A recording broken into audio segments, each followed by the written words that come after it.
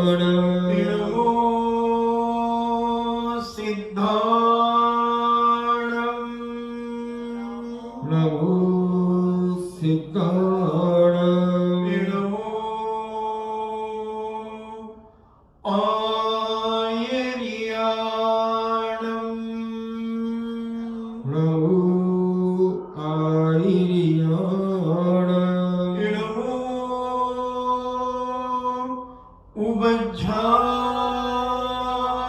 उबज्झायाणं नमो उवज्झायाणं नमो लोये सब्बे साभूणं नमो लोये सव्वसाभूणं पंच परमेष्टि भगवान की जय अहिंसामयी वीतराग विश्व धर्म की जय देवादिदेव 1008 आदि ब्रह्मा आदिश्वर श्री आदिनाथ भगवान की जय देवादिदेव 1008 चिंतामणि घोर उपसर्ग विजेता श्री पार्श्वनाथ भगवान की जय देवादिदेव 1008 शासन नायक बाल ब्रह्मचारी भगवान महावीर स्वामी की जय परम आचार्य गुरुवर श्री कुंद कुंद महामुनिराज की परम पूजनीय आचार्य श्रोमणि गुरुवर श्री विद्यासागर जी महामुनिराज की परम पूजनीय निर्यापक श्रवण मुनि श्री सुधा सागर जी महाराज की परम पूजनीय 3 करोड़ 9 करोड़ महामुनिराजों की तपोदय अतिशय क्षेत्र की ये वार्तालाप करने वाले आगे चले जाए मतलब बाहर ग्राउंड में बात करें।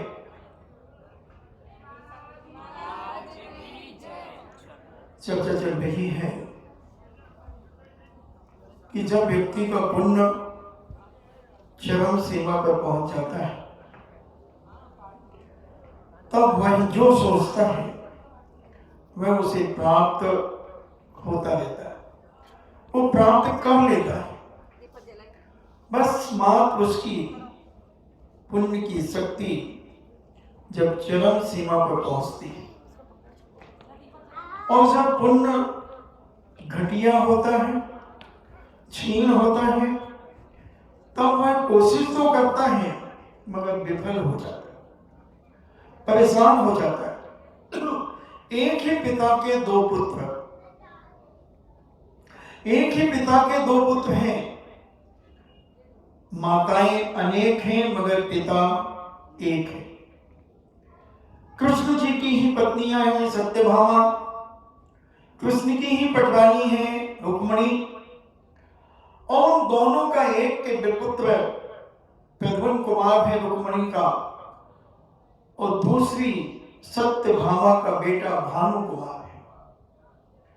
और उस भानु कुमार का विवाह दुर्योधन की बेटी उदती कुमारी से निश्चित हो गया। मगर ये ध्यान रखना, पुण्य भी विवाह भी पुण्य के उदय से ही होते हैं। विवाह भी पुण्य के उदय से होते हैं, और जो विवाह नहीं हो रहे हैं, जो करना चाहते हैं, उनके पाप के उदय। ये मत समझना कि महाराज जी आप लोगों के भी पाप के उदय थे, आप लोगों के भी विवाह नहीं हुए। नहीं, हमने तो किया ही नहीं, हमने तो तिलांजलि दे दी हमारे पूज्य आचार्य श्री ने। और ये पूरी परंपरा, आचार्य शांति सागर जी महाराज भी बाल ब्रह्मचारी थे, वीर सागर जी महाराज भी बाल ब्रह्मचारी थे, शिव सागर महाराज भी बाल ब्रह्मचारी थे, आचार्य ज्ञान सागर महाराज भी बाल ब्रह्मचारी थे, आचार्य विद्यासागर जी महाराज बाल ब्रह्मचारी थे, और उनके शिष्य भी बाल ब्रह्मचारी। तो ये मत समझना कि इनके पाप का उदय था, इनकी शादी नहीं हो रही थी। नहीं, शादी तो पता नहीं कितनी हो जाती,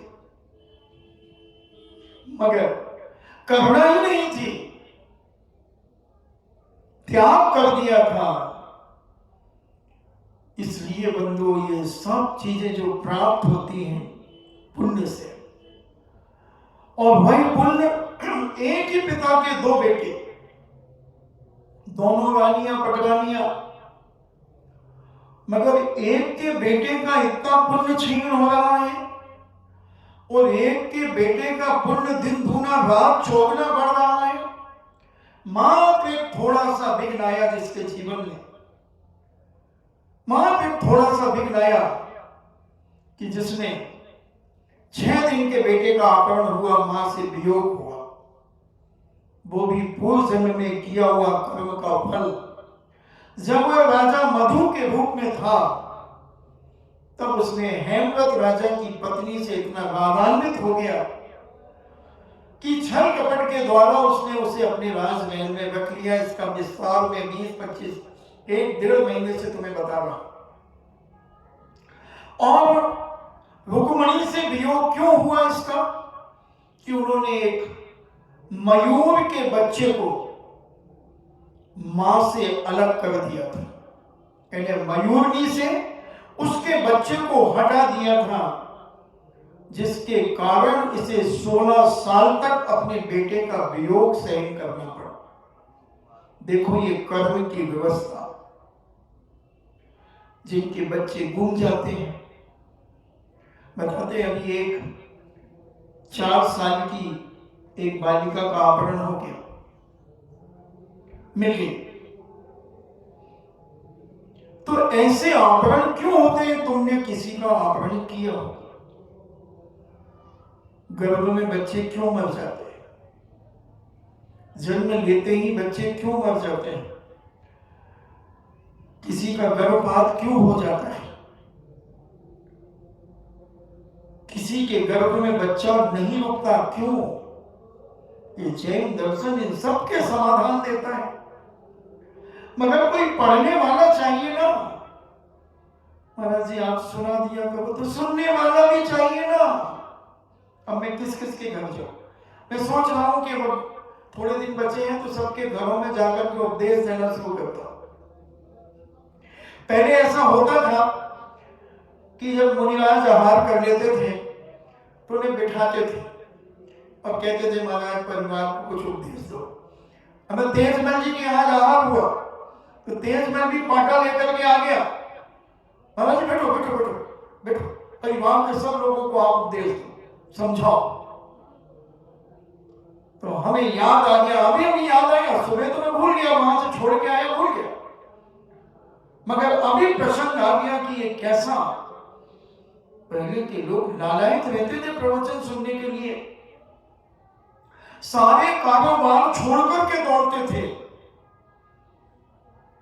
मगर ये भौतिकवाद का युग, पंच इंद्रियों के विषयों की लोलुपता इतनी तेजी से बढ़ गई कि धर्म के प्रति वो श्रद्धा, आस्था, विश्वास हमारा कम होता चला। तो मैं बता रहा था कि ये क्या कारण थे। गर्भपात हो जाए, हमने किसी पक्षी के अंडे को गिरा दिया होगा, वो अंडा फूट गया, तुम्हारा गर्भपात हो गया। जन्म लेते ही मर गया बच्चा। हमने किसी छोटी चिड़िया आदि को, उसने जन्म लिया होगा और हम कोई ऐसे त्रेंच आदि योनि में होंगे, बिलाव आदि, और हमने उसे खा लिया।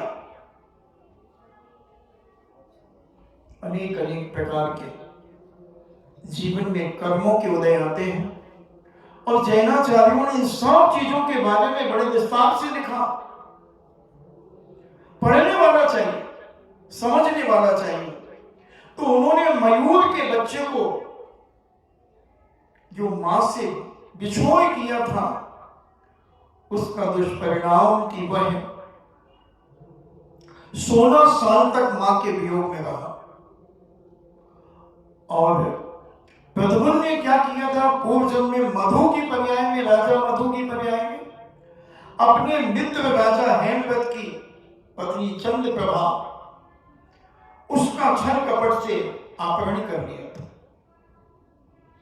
उसका कारण वह हेमवत राजा मरकर के एक दैत्य बना और 6 दिन के बालक का उसने अपहरण कर लिया।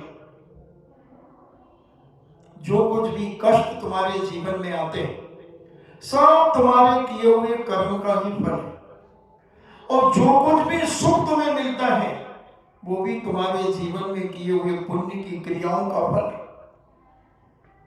इसके बिना तुम्हें ना कष्ट हो सकते हो ना सुख हो सकते हैं।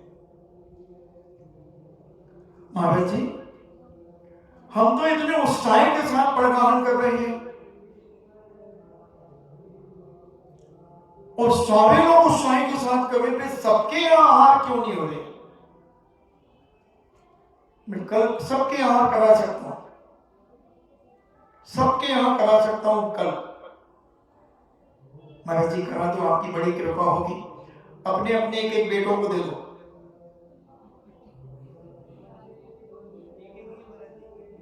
आज ही दे दो अपना एक एक बेटा, और आचार्य श्री से परमिशन मंगवा करके, या तो परसों करा दूंगा, मगर उतनी दूर से आने में मुनि महाराज को टाइम लगेगा। तो तुम चाहते हो कि हमारा बेटा तो घर में रहे, दूसरे का बेटा त्यागी साधु बनता रहे और हमारे घर में आहार करता रहे। ये कोई तरीका नहीं। और जिनके, अभी अन्यथा मत लेना इसको, मैं करो सिद्धांत की बात कर रहा हूं। तो हमारे यहां अंतराय कर्म के भेद कहे, दान, लाभ, भोग, वीर आदि। तो ये क्या है? आप आई वर्तमान में आप दान देना चाह रहे हो, पूर्व जन्म में कोई दान देना चाह रहा होगा, आपने रोक दिया होगा। ये कमेटी ठीक नहीं है, ये व्यक्ति ठीक नहीं, इसको दान नहीं देगा। तो वो विघ्न डाला था तुमने उस दान में। अब तुम चाह रहे हो कि मैं दान दूं, मगर तुम्हारा दान लेने वाला कोई नहीं, दान लेने वाला नहीं, विघ्न डाला तुमने।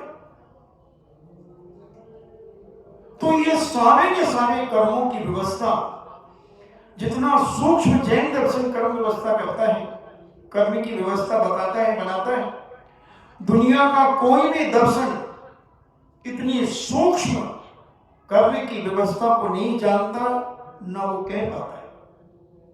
जैन दर्शन तो दूध का दूध और पानी का पानी आपके सामने रख देता है।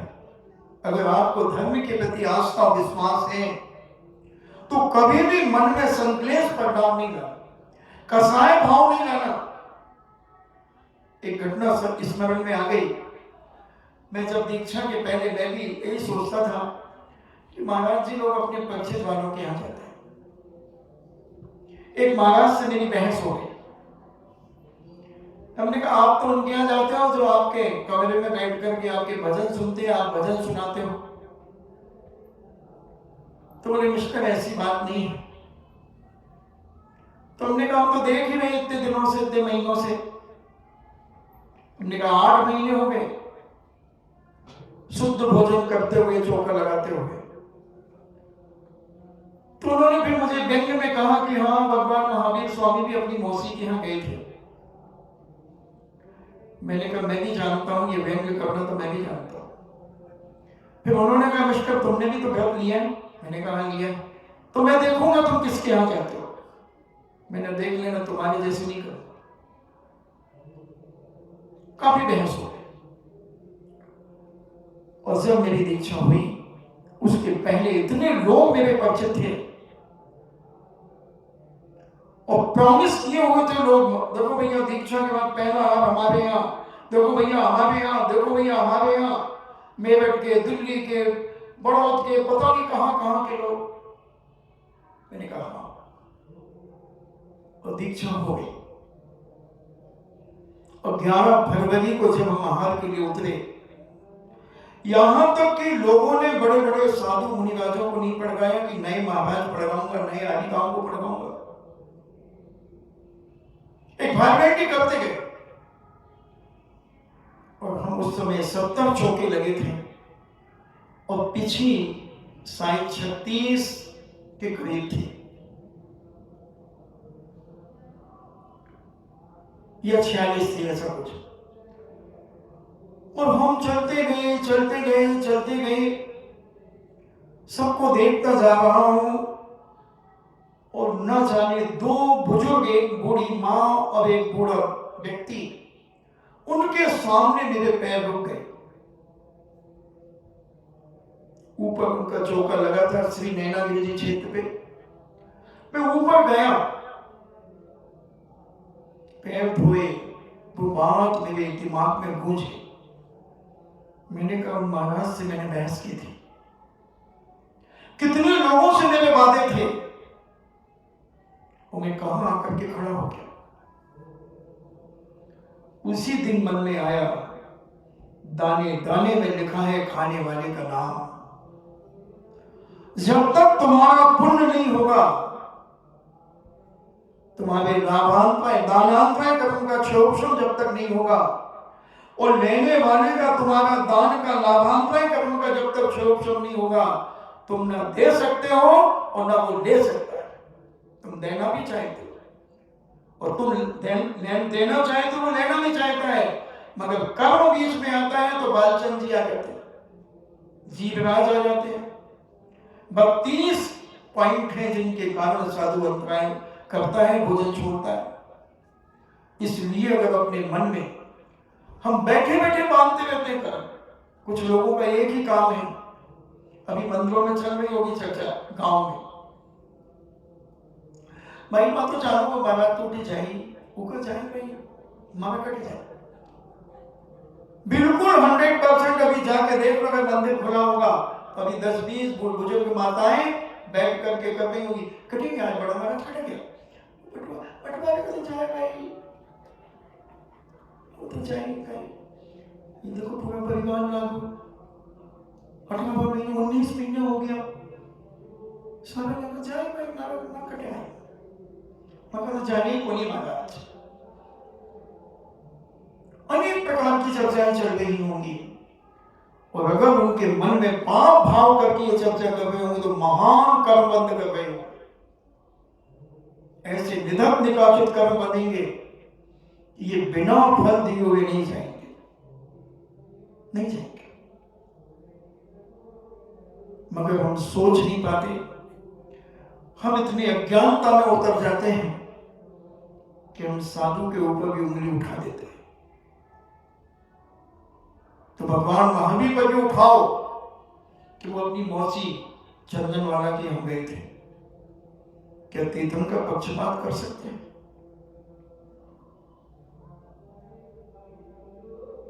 मगर हमारी बहुत छोटी बुद्धि है, हम बहुत छोटा सोच पाते हैं, और हम कई प्रकार से अपने जीवन में नए नए कर्मों को हम बांधते चले जाते हैं, बांधते चले जाते हैं। और जब ये कर्म उदय में आते हैं तो हम सोच रहे, हम तो हंसी हंसी में कह रहे थे, हंसी हंसी में ही तो अर्जुन की पत्नी ने यही तो कहा था कि अंधे के पुत्र अंधे होते, देवर से कहने में क्या बात आती, हंसी थी, उनके देवर थे वो, और भाभी देवर की मजाक चलती है। मगर क्या हुआ, एक महाभारत खड़ा हो गया, उसके शील का अपमान करने के लिए दुर्योधन जैसा, दुशासन जैसा उसके बाल पकड़ करके नचाने लगा, और बोले अंधों के पुत्र जब अंधे होते हैं तो अंधों के सामने बस उतारने में क्या है। इसलिए बंधुओं, कहने के पहले बहुत पहले सोचो, और ऐसे विचार तो मन में आना ही नहीं चाहिए। पानी पानी को खींचता है, पुण्य पुण्य को खींचता है। जितने भी तीर्थंकरों के आहार हुए, बता दो कहां हुए? सारे राजा महाराजाओं के यहाँ हुए। तुम कहो अगर चंदन वाला को, तो चंदन वाला भी राजकुमारी थी, कोई भिखारी नहीं थी। साहब सेठ साहूकारों के वहां बड़े बड़े लोगों के यहाँ हुए, क्योंकि उनका पुण्य है, और साधु का भी पुण्य है, तो पुण्य पुण्य को ही खींचता है। जैसे बोरिंग करने वाला या तो बेंत की लकड़ी लेकर के चलता है और जहां पानी होता है वो खींचती है, झुकती है लकड़ी वहां पर। या फिर पानी का श्रीफल लेकर के चलता है और जहां पानी होता है वहां श्रीफल खड़ा हो जाता है। वो कहता है यहां बोरिंग कर लो, यहां पानी है, पानी को पानी खींचता है। उसी प्रकार पुण्य को भी पुण्य खींचता है, पुण्य खींचता। तो महाराज क्या बाकी लोगों के पुण्य नहीं? पुण्य तो उनके भी हैं, मगर उसकी अपेक्षा उनका पुण्य ज्यादा है। और पुण्य तो कम ज्यादा होते रहते, जैसे दुकान की बिक्री कम ज्यादा होती रहती है। क्या सारे एक से बिक्री किस दुकान की होती है? आज तक मुझे बता दो। बताओ अशोक जी, आज तक बैंक में तुम्हारे एक साल पैसा जमा हुआ कि कभी कम ज्यादा जमा होगा? समझा? एक साल कोई काम होता ही नहीं। पुण्य पाप साथ साथ चलते हैं बंधुओं, साथ साथ। कृष्ण के दोनों बेटे हैं, सत्यभामा का और एक रुक्मिणी का। एक के जीवन में दुर्योधन की बेटी आते आते प्रद्युम्न कुमार ने अपहरण कर लिया। प्रद्युम्न कुमार ने अपहरण कर लिया। यहां विवाह की तैयारियां हो रही हैं। इतनी बड़ी सेना के बीच में से भी प्रद्युम्न कुमार ने भीड़ का रूप बनाकर और उस उदयनी कुमार का अपहरण कर लिया। सारी सेना को नाग पास में बांध दिया, पराजित कर दिया। क्या है ये सब? पुण्य है। पुण्य कमाने के समय पर हम पुण्य एक ऊपर की दृष्टि से हम धर्म करते हैं और अपने आप को हम धर्मात्मा मान लेते हैं। सब ऊपर से क्रिया की जा रही अंतरंग परिणामों से तो 5-10% अंदर के परिणामों से हम धर्म कर पाते हैं। बाकी दिखावा ही हमारा धर्म होता चला जाए। कहां से बनेगा साथी से पुण्य? कैसे बनेगा नहीं ये साथी से पुण्य? और हर व्यक्ति अपने धर्म करने की क्रिया को जानता है कि हम कितनी विशुद्धि के साथ ये कार्य कर रहे हैं। किसी भी क्षेत्र में देख लो, जितनी खुशी के साथ में हम संसार की क्रियाएं करते हैं, क्या उतनी खुशी के साथ हम धर्म की क्रिया करते हैं? शादी विवाह में कितने दिनों से उत्साह होना चालू हो जाता है, तैयारियां शुरू हो जाती हैं। क्या हम साधु के नगर में आगमन के समय पर उतना उत्साह तैयार करते हैं अपनी मानसिकता में, अपनी वाचनिकता में, अपनी कायिकता में, अपने परिवार में, अपने मोहल्ले पड़ोस में? ये कर्म है बंधुओं। ये कभी किसी के साथ दया नहीं करता और ना किसी के साथ गलत करता है। वो तो तुमने जो जैसा किया है वैसा ही ये फल देता है। आज तक का दुनिया के अंदर रिकॉर्ड है कि दुनिया की सारी चीजें गलत हो सकती हैं, छल कपट से भरी हो सकती हैं, मगर जैन दर्शन का जो सिद्धांत है, कर्म सिद्धांत है, वो कभी मुंह देखी नहीं करता, मुंह देखी नहीं करता। अजमेर वाले आए, विजयनगर से आए, अजमेर से आए, शुद्ध भोजन खाने के लिए आए और साधु को देने भी आए, मगर साधु गांव में जा रहा है। ये है अंतराय कर्म। बड़ी भावना से आए होंगे कि वहां जाकर के हम 8-10 दिन महाराज जी अभी रहेंगे, 25 तारीख को पदयात्रा है, सुन लिया होगा। और ये घोषणा गांव में जाने की जब हुई, जब ऑनलाइन लाइव बंद हो गया था, तो उन्होंने चल दिया इधर आके उल्ले हो गया। अब क्या करें? कुछ नहीं करें। अपने अपने कर्म का फल भोगे संसार, एक खस्ट की शीशता एक ले रहा बाहर। सबके कर्म अपने अपने हैं बंधुओं। निश्चित ऐसा तुमने पूर्व जन्म में कभी किया होगा। तुमने मतलब सभी कोई ना कोई कर्म हमारे बीच में आड़े आता है, और कुछ नहीं, हम तो बैठे बैठे कर्म मानते रहते। कई लोग ना पड़गहन कर रहे होंगे, ना कुछ कर रहे होंगे, न वो शुद्ध भोजन कर रहे होंगे, मगर उनके दिमाग में कटेगा महाराज, वो गंभीर सारा कटेगा।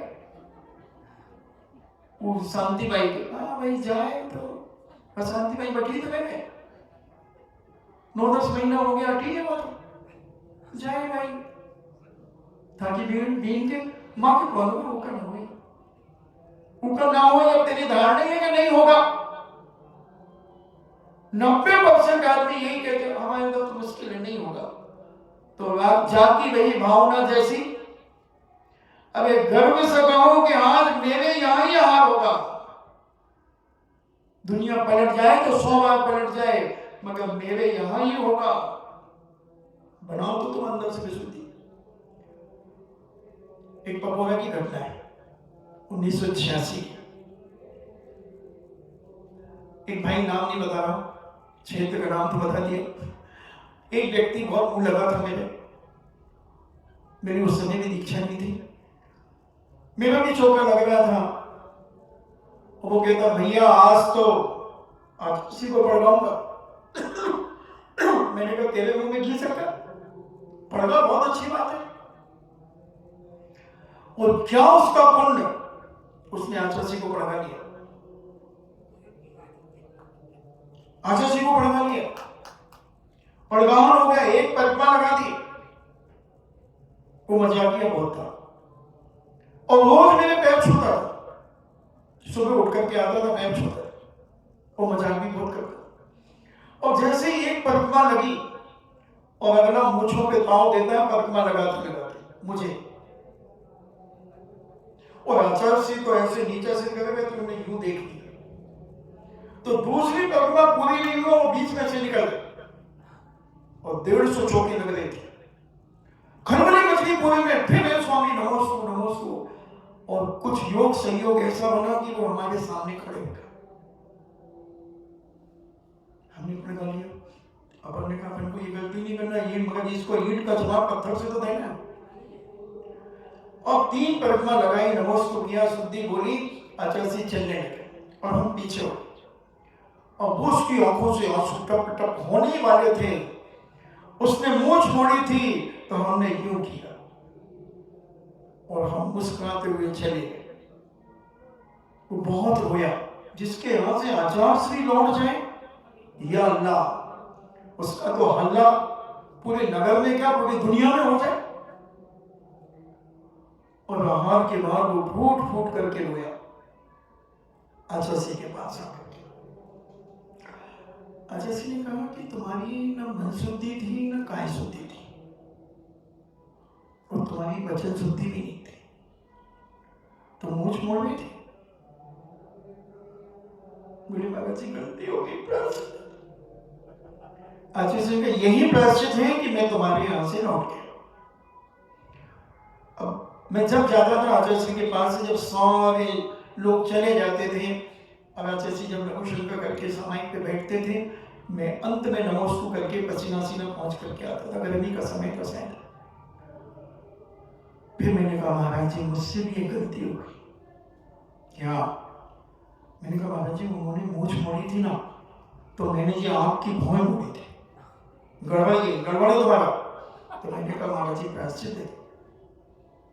हमने कहा हम तो बच्चे ही ना, ऐसे नहीं करना चाहिए, ये बात हो जाता है, अहंकार है।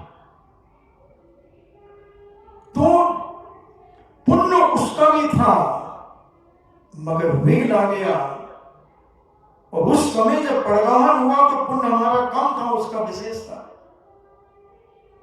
और एक क्षण में पुण्य बदल गया। 5 मिनट 2-3 मिनट के अंदर पुण्य, एक परिक्रमा लगाने में कितना समय लगता, राजा सिंह लौट गए। इसलिए सदा अपने पुण्य को बढ़ाने का प्रयास करो। अनेक अनेक कार्यों में अनेक अनेक तरीके से पुण्य कमाया जाता है, वो सारा का सारा हम अपने जीवन में कमाने का प्रयास करें। और विघ्न किसी भी समय किसी को भी आ सकता है। आदिनाथ स्वामी को विघ्न आ गया, 7 महीने 8 दिन तक घूमते रहे। दोनों का लाभात्मय कर्म दानात्मय कर्म, दोनों श्रावक और साधु का और धर्म के रथ के दो पहिए हैं, साधु और श्रावक। इसलिए हम हंसी हंसी में जो कर्मों को मानते हैं, और जब ये कर्म उदय रूप में हमारे सामने प्रकट होते हैं तो हम कहते हैं हमने क्या किया है, हमने क्या किया है, हमने तो कुछ किया ही नहीं। आप सब जानते हो, बड़ी हम दुआई देते हैं लोगों की, बोलो भैया तुम हमारे बारे में सब जानते हो। हाँ, इस जन्म का तो सब जानते हैं, मगर पिछले जन्म का कौन जानता है? केवल भगवान जानते हैं, कर्म जानता है। हम वर्तमान को देखना चाहते हैं। एक बार मैंने 1.5-2 घंटे प्रवचन दिया था, पीछे भी देखो, पीछे भी देखो। और जो व्यक्ति पीछे देखता है और आगे देखता है, उसका ना कभी एक्सीडेंट होता है और ना वो कभी परेशान होता है। इसलिए किसी नीतिकार ने कहा कि पीठ को सदा मजबूत रखो, क्योंकि बुराई भी पीठ पीछे होती है और तारीफ भी पीठ पीछे होती है।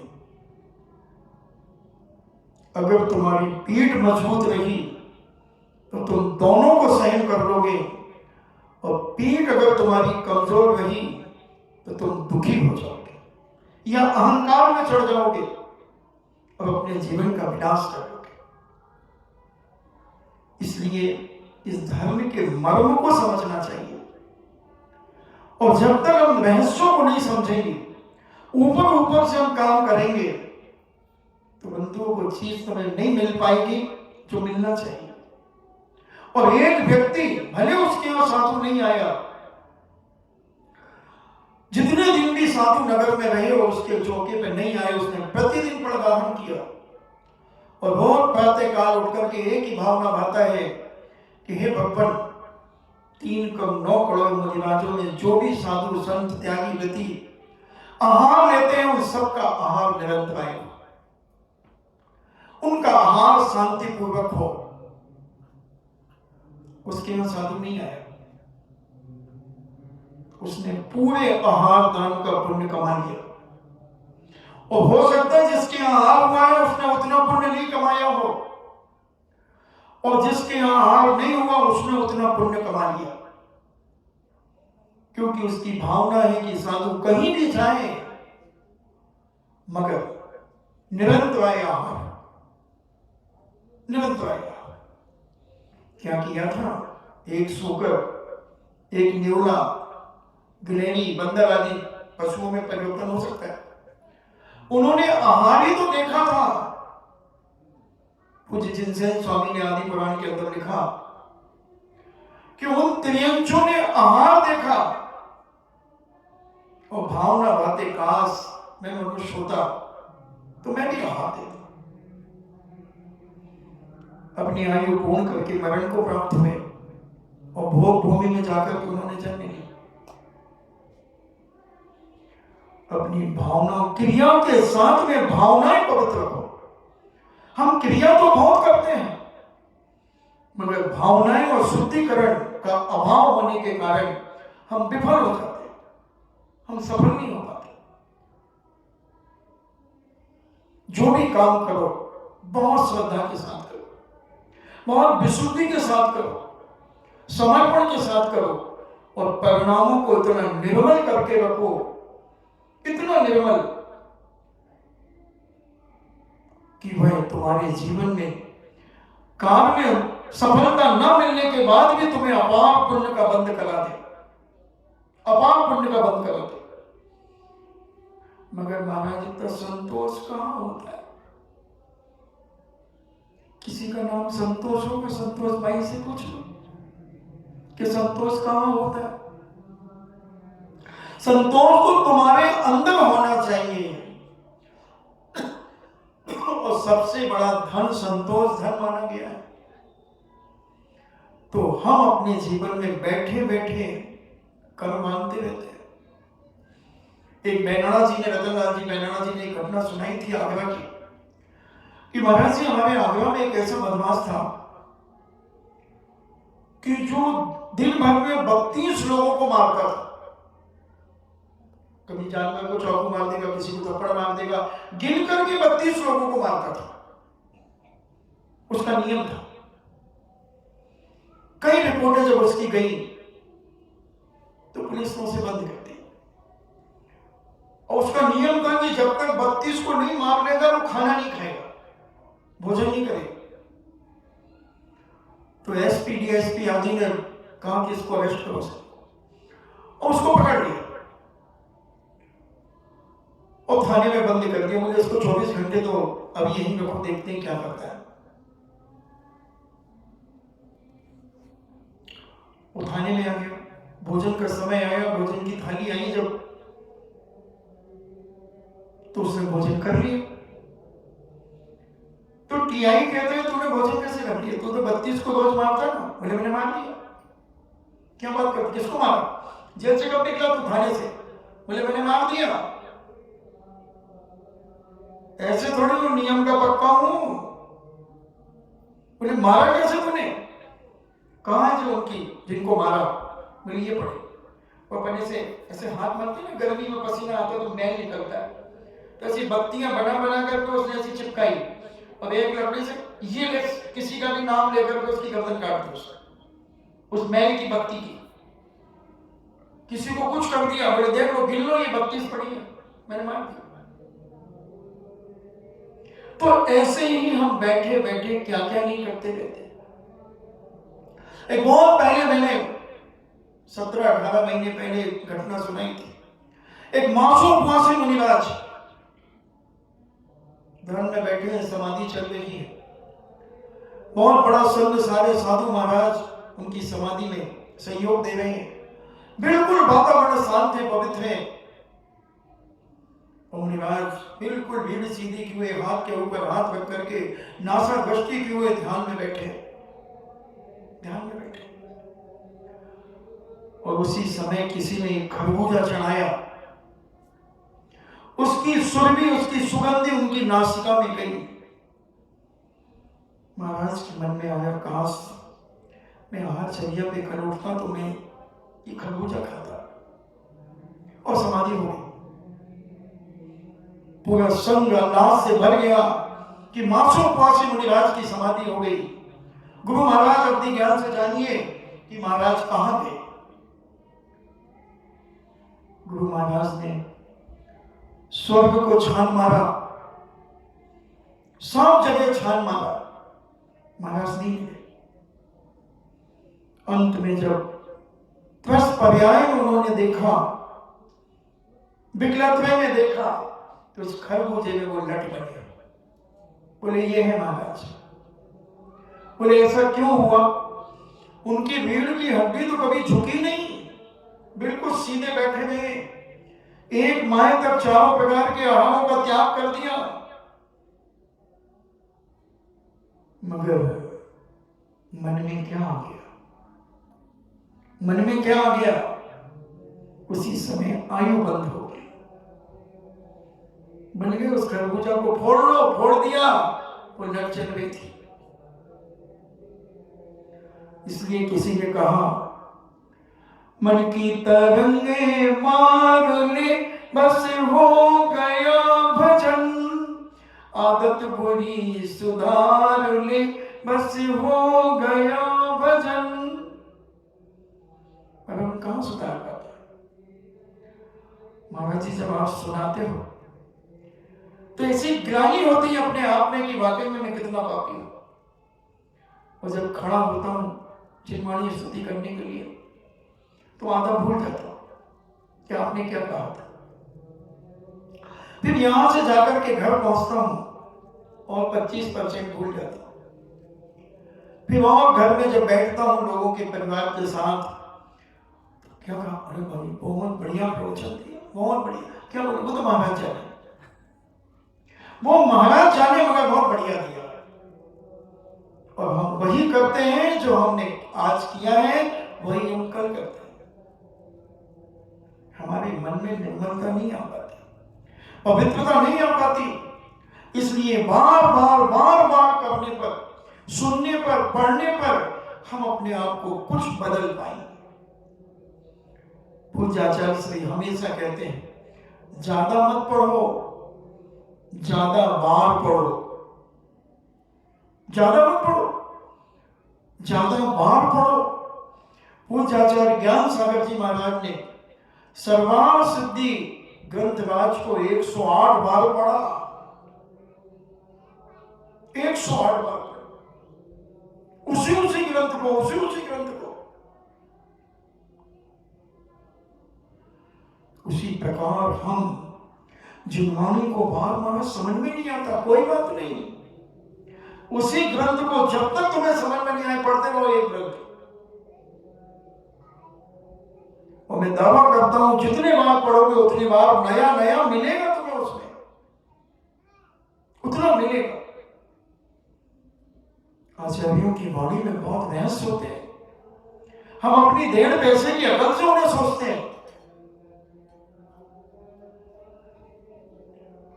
बार बार पढ़ने से परिणामों में बड़ी निर्मलता आती, पवित्रता आती है, और अपनी गलती का एहसास होता है सदा। मैंने एक और घटना सुनाई थी, मैं फिर सुनाना चाहता हूं, प्रासंगिक लगती है मुझे। चतुर्मास चल रहा था, अब एक वैनाड कंपनी का पेन आता है 5 रुपए का, वो नीला ढक्कन, सफेद टंकी और लाल भी आता पूरा। तो लाल पेन पड़ा था चौकी के ऊपर, और 4-5 दिन से एक बच्चा आता, वो पेन उठा ले, पेन रख दो ना, क्यों उठाते हो? उसी समय में शांतिपद प्रदर्शन पढ़ रहा था जिनेन्द्र पंडित जी का। उसमें एक घटना पढ़ी थी मैंने उसके 1 घंटे आधा घंटे पहले, कि एक व्यक्ति किसी के यहाँ एक लोटा छोड़ गया। 1 साल के बाद वो उसी गांव में आया और उसने नीचे से आवाज लगाई उस व्यक्ति की, वो फौरन, हाँ भैया तुम्हारा लोटा लेकर के मैं आ रहा हूं। उसने आओ देखा ना ताओ देखा, कुछ नहीं, सीधा कहा मैं तुम्हारा लोटा लेकर के आ रहा हूं। और वो नीचे आकर के लोटा दे गया उसको, जय जिनेन्द्र की लोटा देकर चला गया। मैंने उस उदाहरण को अपने ऊपर लगाया। मैंने ये पेन किसने दिया? समाज ने। और ये बच्चा भी है समाज का। अगर ये पेन उठाता है तो मुझे चिड़चिड़ापन क्यों आता है? अगर ये प्रतिदिन करता रहा और मैं चिड़चिड़ाता रहा, और 15 दिन से ऊपर अगर निकल गए, तो एक 5 रुपए का पेन मुझे 5वें गुलिस्तान से 4थे में ढकेल देगा। मैं बना रहा हूं क्षुल्लक अपने आप में, मैं करूं अहंकार कि मैं क्षुल्लक हूं। और अगर 6 महीने वहां रुके रहे और वो रोज हमें छेड़ता रहा और हम छिड़ते रहे, तो ये हमें तुम्हारी कैटेगरी से भी नीचे पटक देगा। हमारे तखत पे बैठने की बकत जमीन पर ले आएगी और मिथ्या दृष्टि घोषित हो जाएंगे। उसी समय मैंने पेन को उठाया अपने हाथ में और हमने कहा जी आएगा, मैं इसको सबसे पहले ये पेन उसे दूंगा। वो आया, उसका रोज का समय फिक्स था। वो आया, मैं पेन हाथ में लिया था उसे देने के लिए। मतलब वो क्या सोचता है कि महाराज जी ने अपने हाथ में किस लिए उठा लिया कि मैं पेन ना उठाऊं। और जैसे ही वो आया पास में, मैंने कहा पहले तो उसने कहा वाह महाराज जी आपने पेन अपने हाथ में ले लिया जिसमें मैं उठाऊं नहीं। नहीं, मैंने कहा तुझे देने के लिए उठाया मैंने। नहीं महाराज जी मैं तो मजाक कर रहा। मैंने कहा नहीं, ये पेन अगर तू नहीं लेता है तो मेरा तो जीवन बर्बाद हो जाएगा, मैं गर्त में चला जाऊंगा। बोले क्या बात कर रहे महाराज? मैंने कहा हाँ, ये 5 रुपए का पेन इतना रागान्वित कर दिया इसने मुझे कि मैं तुम्हें चिड़चिड़ा बना गया तुम्हारे लिए, तुम्हारे ऊपर। ले लो इसे। बोले नहीं महाराज जी मजाक नहीं। मैंने कहा तू ले ले इसे, अगर तू नहीं लेगा तो मुझे शल्य हो जाएगी, विकल्प हो जाएगा। बोले ऐसा भी होता है? मैंने कहा हाँ ऐसा ही होता है। वो पेन उसको मैंने दे दिया। मुझे बहुत आत्म शांति हुई कि पढ़ने से अगर मैं शांति प्रदर्शन नहीं पढ़ता, वो उदाहरण नहीं पढ़ता, तो हो सकता है कि वो पेन 15 दिन से बाहर निकाल देता, 6 महीने से ज्यादा निकाल देता और हम रुके भी वहां जनवरी तक। और जुलाई में आए थे, कितना बड़ा अनर्थ हो जाता बंधु। हमारे लिए 15 दिन की सीमा है, तुम्हारे लिए 6 महीने की है, मुनि महाराज को 48 मिनट की है। अगर 48 मिनट के बाद मुनि महाराज उसी कसाई को लेकर के चलते हैं, राग को लेकर के चलते हैं, गुणस्थान गिर जाएगा। चौके की बात अगर यहां तक लेके आते हैं तो गुणस्थान गिर जाएगा। ये जैन दर्शन है, नंगा सत्य उजागर करता है सारी दुनिया के सामने। और अगर जो इसे ज्यादा ना पढ़े पर छोटी छोटी बातें भी समझ ले तो मेरा दावा है उसकी कभी दुर्गति नहीं हो सकती। कुछ मत करो, तुम त्यागी गति भी मत बनो, चलो, क्योंकि राजस्थान तो भोग भूमि है। कोई तो जो में यहाँ गति जब कोई राजस्थान में बनता है तो मैं सोचता हूं कि चतुर्थ काल की भटकी हुई आत्मा है। ये भटकी हुई आत्मा इसे योग निमित्त मिलने पर इसने अपने जीवन में परिवर्तित कर लिया। बहुत अच्छी बात है।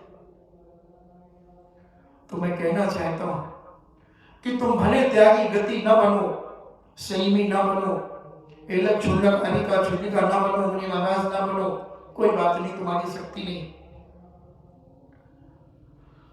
तो भी तुम्हें दुर्गति से बचा सकता हूं। तुम अपने जीवन में कभी किसी के प्रति राग द्वेष भाव मत करो। जहां राग द्वेष होते हैं वहां से उठ जाओ। तुम्हें लगे कि अब ये किसी की बुराई सुनाएंगे, अब ये किसी की बुराई करना शुरू करेंगे, तुम उठ जाओ। महाराज जी बहुत रस तो आता है सुनने। कोई की बुराई कोई सुनाए तो हम तो 2-2 घंटे बैठ जाते हैं मंदिर में, और मंदिर में सुन लेते हैं हम तो फिर जैनाचार्य संत महंत भगवंत कहते हैं तैयार रहना, दुर्गति तुम्हारा इंतजार कर रही है। कोई भी दुनिया की ताकत नहीं बचा पाएगी, कोई भी नहीं बचा पाएगा, क्योंकि हमें रस आ रहा है, मजा आ रहा है।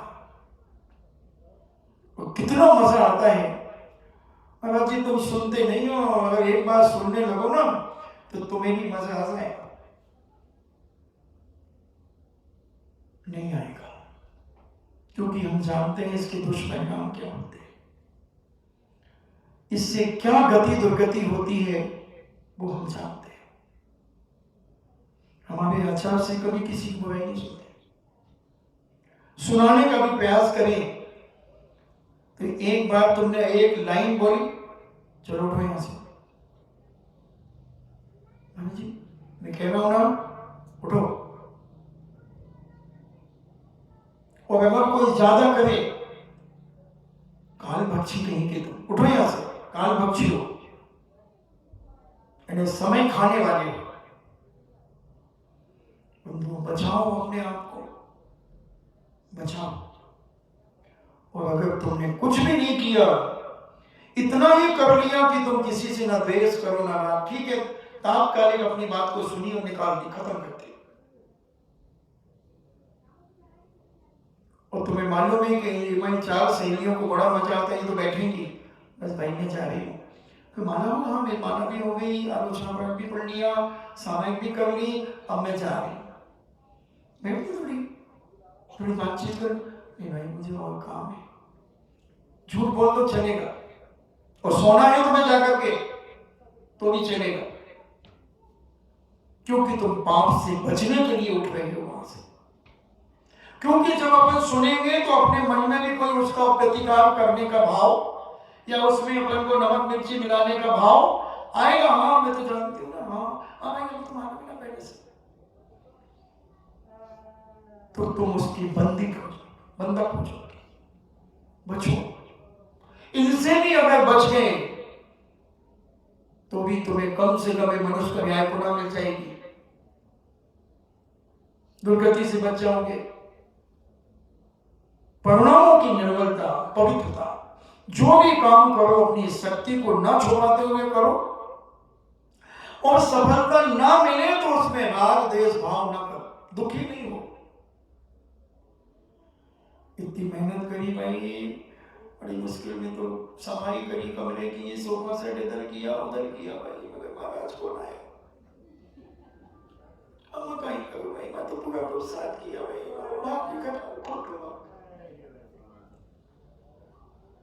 ये सुनने मिलेगा, हमारे बिहार के बाद मिलेगा, बिजौलिया ही में मिलेगा। और कई लोगों को बड़ा मजा आता है जले में नमक डालने में,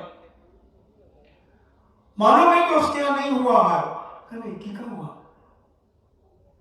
मरा ना हुआ भाई, ये मत सुनिए थे थारा क्या मरा सो, मरा नजर लगूंगा आंटी के दिया। अब देखना उसको सब मालूम है, मगर वो छेड़ने की जरूरत, ये है माया छल, ये है छल कपट, ये है जीवन में विनाश के रास्ते। इसलिए इस कर्म सिद्धांत में तो इतना अच्छा लगता है ये सरल सा कर्म सिद्धांत। मैं ज्यादा पढ़ा लिखा, ज्यादा ज्ञान नहीं है मुझे, मगर ये जरूर है कि मैं अपना कल्याण कर लूंगा, अपने आप को मैं समझा सकता हूं, समझा लेता हूं। हर व्यक्ति को इतना तो ज्ञान हो ही जाना चाहिए, भले वो त्यागी व्यक्ति ना बन सके, मगर इतनी सरलता अपने जीवन में लाने का प्रयास करना शुरू कर देना चाहिए। राम देश कसायों से सदा बचना शुरू कर देना चाहिए, इधर उधर की बुराइयां सुनना बंद कर देना चाहिए। कई तो बिल्कुल ऐसे आज तक बिल्कुल लेटेस्ट न्यूज रहती है उनके पास, आज तक की, उनका काम ही इससे उससे पूछना, पूछते रहते हैं। वो सोचते हैं कि मेरा प्रभाव बन रहा है, प्रभाव नहीं बन रहा है, तुम्हारा स्वभाव लोग जान रहे हैं कि तुम कैसे कुटिल हो, छली कपटी तुम कितने हो, उससे तुम्हारा ये उजागर हो रहा है। मगर मुंह पे कोई नहीं बोलता, कौन बुरा बनेगा, मगर मैं तो सच कहता हूं, सच कहना खुश रहना, न राहु का लेना और न केतु का देना, मेरा तो सिद्धांत है। मैं तो जो समझ में आता है मैं बोल देता हूँ। महाराज जी बुरा मान जाएंगे लोग, तो मान जाएंगे, इच्छा भी करने नहीं आएंगे, कल से वो क्या करेंगे, ज्यादा होगा तो मैं चलिया के लिए निकलूंगा तो पड़गाएंगे नहीं, उस तरह मुंह कर लेंगे और क्या करेंगे। और तीसरा होगा भाई बहुत मुंह फटे, कुछ भी बोल देते हो, इन तीन के अलावा तुम क्या करोगे बताओ। और 2 3 5 उपवास कर तो मैं कर सकता हूं, कर लूंगा 5 उपवास, क्या फर्क पड़ेगा, नहीं भी पढ़ रहा होगे तो।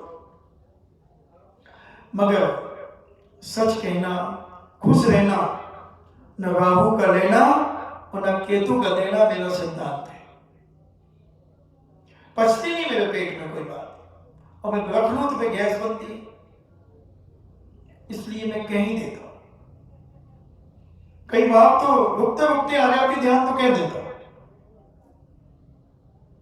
इसलिए हम अपने जीवन को इतना पवित्र महान बनाएं और इतने परिणामों को निर्मल करके अपने जीवन की चर्या को बनाएं और साथ ही से पुण्य कमाएं अपने जीवन में, तब है आनंद, तब है आनंद।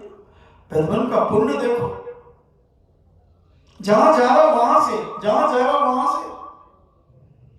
अब वह परिहास कर रहा है, कौतुक कर रहा है, द्वारका के अंदर नगर नगर में घूम रहा है, गली गली में घूम रहा है। एक जगह मालाएं बन रही थी, वहां पहुंच गया, बोले एक माला मुझे दे दो। एक उसने ब्राह्मण का रूप बना लिया और कहता है मुझे एक माला दे दो, माला से याचना करने लगा। तो उन्होंने, मालियों ने कहा कि ये सत्यभामा के बेटे भानु कुमार का विवाह होने वाला है, उसके लिए सारी मालाएं बन रही, एक माला भी तुम्हें नहीं मिलेगी,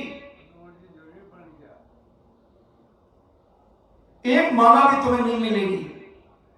वो कहता नहीं भाई, एक माला तो दे दो कम से कम, मैं विप्र हूं, विप्रेशी कुमार मेरा नाम है, और मालाओं की याचना करता हुआ और भिक्षा जैसे मांगने लगा।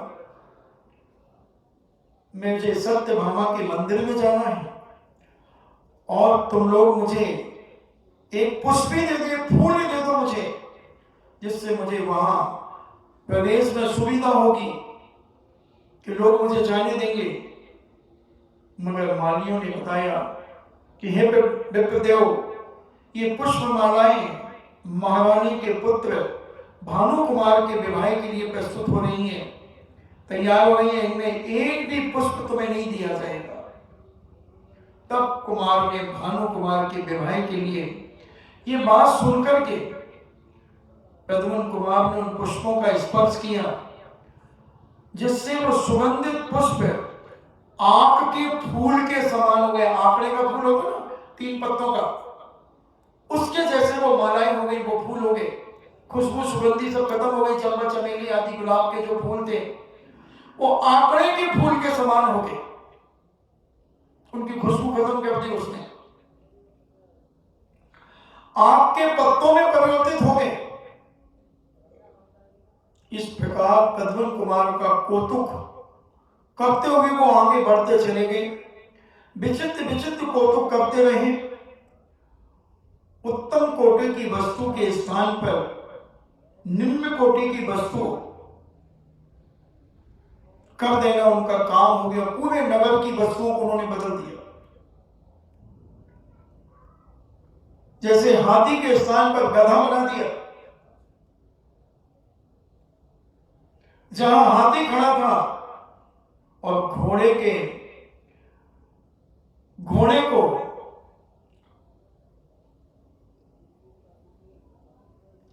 उन्होंने बकरी बना दिया, पीतल के बर्तनों को मिट्टी के घड़े बना दिए। ऐसी विचित्र कीड़ा करते हुए प्रद्युम्न कुमार मनोहर राजमार्गों में जा पहुंचे, जहां मंदोदमत हाथी झूम रहे थे। वहां प्रद्युम्न ने एक मनोरम महल देखा। तब उन्होंने अपनी विद्या से पूछा, कर्ण पिशाचनी विद्या के माध्यम से पूछा कि हे विद्या, ये महल किसका है? तब विद्या ने बताया, हे नाथ, ये स्वर्ग के सादृश्य रमणीक श्री कृष्ण के पिता महाराज वसुदेव का महल है। प्रद्युम्न ने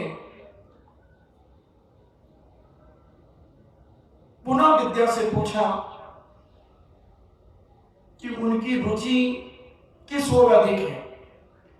इन्हें वसुदेव की रुचि, इच्छा किस ओर अधिक है, किसमें वो रुचि रखते हैं? विद्या ने बताया कि वे मैलों का युद्ध देखने में बड़ी रुचि रखते हैं। मैले होते ना, उनको लड़ाता है जब कोई, तो वो बहुत अच्छे से देखते हैं। कुमार ने तत्काल अपनी विद्या बल से एक मेला बनाया और उसे ले जाकर महल की ओर बढ़ चले। अति शीघ्रता से वे मणि में जल अलंकारों से सुशोभित उस महल में जाकर के पहुंच गए और उन्होंने सभा के मध्य विराजमान जो पितामह के समान थे उनके दर्शन किए। उनकी देह, उनके शरीर की आभा को देखकर, चंद्रमा सा सादृश्य उनका मुख देखकर, गजराज के सूंड के सादृश्य उनकी भुजाओं को देखकर, उनके वक्ष स्थल को देखकर, केश घुंघराने थे, अपने सर्वांग सुंदर पितामह को देखकर प्रद्युम्न ने परम संतोष प्राप्त किया। उन्होंने वसुदेव को आदरपूर्वक प्रणाम किया और वसुदेव से ने नवयुक्त प्रिय एवं उनके मैने को देखकर प्रसन्न हुए। वसुदेव का मैना देखा और उसे देख करके उन्होंने ध्यान से उस मैने को देखकर फिर विप्र कुमार से जिज्ञासा की कि तुम्हारे पास भी मैना है? हाँ, ये मेरा मैना है। किसका है ये? मेरा मैना है। क्या उद्देश्य से यहां आए हो? क्या उद्देश्य रखते हो? इसलिए मैं आया हूं क्योंकि मेरा जो मैना है वो अजेय है, उसे कोई आज तक परास्त नहीं कर पाया। मैंने सुना है कि आपके पास भी एक मैना है। मैं आपके समक्ष उस मेढ़े से युद्ध कराना चाहता हूं। वसुदेव ने कहा ऐसा ही हो, इस मेढ़े को टक्कर देना है। यदि मेरा जंघा टूट गई तो मैं समझ लूंगा कि ऐसा बलवान मेढ़ा इस पृथ्वी पर अन्य नहीं है। विप्र कुमार ने निवेदन किया कि मैं समझ लूंगा, मैं इस मेढ़े को आप पर नहीं उकसा सकता, कारण यदि हमने आपका आहत कर दिया आपको, तो आपके सेवक मुझे मृत्यु लोक पहुंचा देंगे। अगर मेरे मेढ़े ने आपकी जंघा को तोड़ दिया तो आपके ये सेवक आदि मुझे मौत के घाट उतार देंगे। इसलिए मैं अपने इस मेढ़े की शक्ति का प्रदर्शन नहीं कर सकता। तब वसुदेव ने कहा कि तुम निर्भय हो जाओ, कोई भी सेवक तुम्हें कुछ नहीं कहेगा, इसमें तुम्हारा कोई अपराध नहीं होगा। तुम अपने मेढ़े को मेरी जंघा पर प्रहार करने के लिए कह दो, इसमें तुम्हारा कोई अपराध नहीं हो समझा जाएगा। सब सेवकों से मैंने कहा, अरे मूर्ख, भला यह साधारण सा मेढ़ा महाराज वसुदेव के सादे से बलवान पुरुष को कैसे आहत कर सकता है। तब विप्र कुमार ने कृत्रिम मेढ़े को बंधन मुक्त कर दिया और इशारा किया कि वसुदेव के ऊपर प्रहार करो, और वे मूर्छित होकर पृथ्वी पर गिर पड़े। चारों दिशाओं में कोलाहल समझ गया।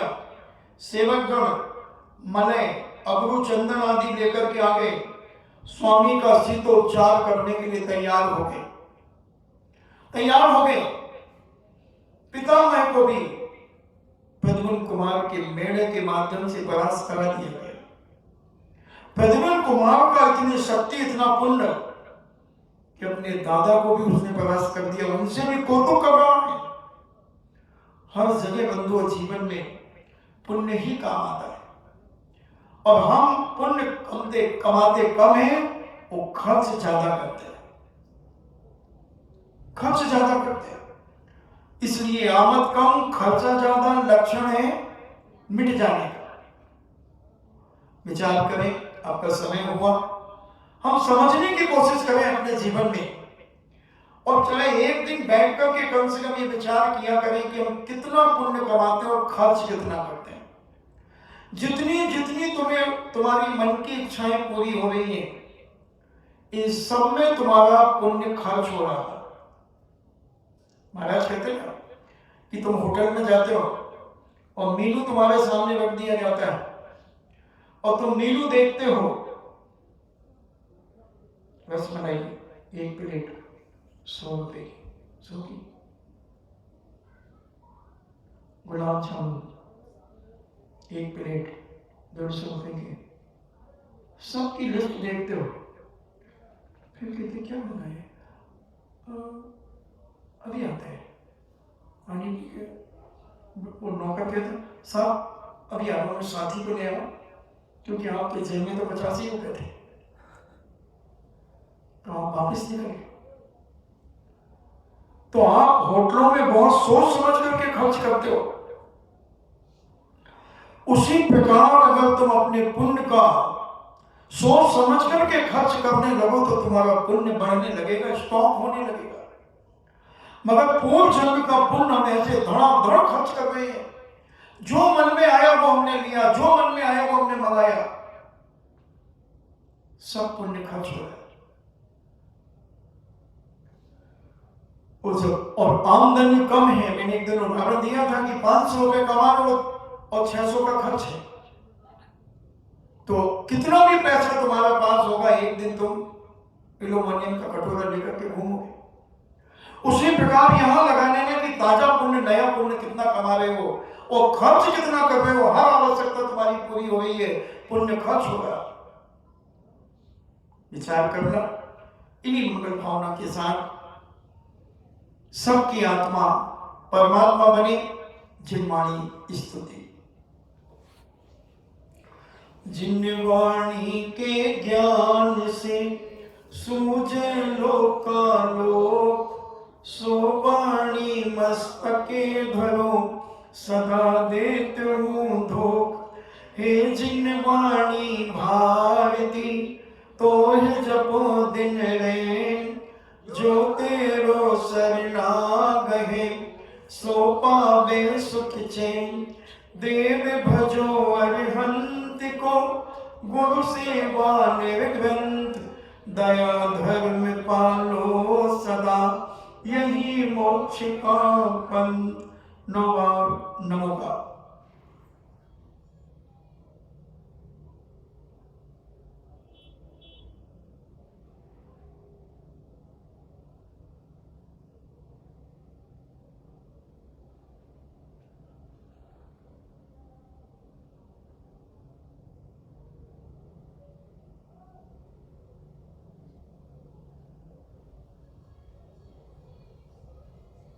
अरे मारा गुरु गंभीरा का दर्शन की बलियार यार मारा गुण। परम पूजनी द्वादशांग जिनवाणी माता की। सुत देवता सुत देवता सुत देवता।